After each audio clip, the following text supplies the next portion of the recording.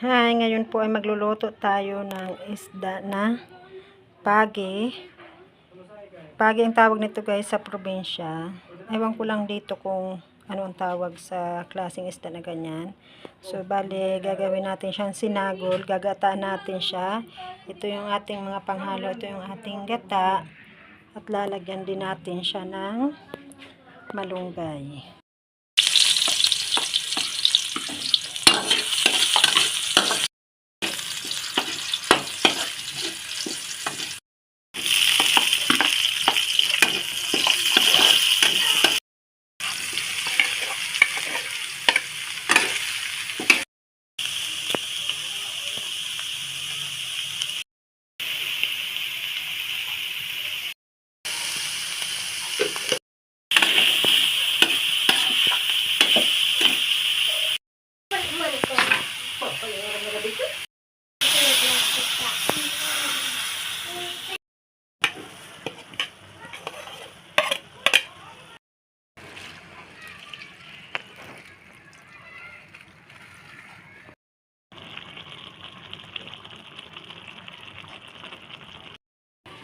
Ayan po, luto na po ang ating sinagol na pagi.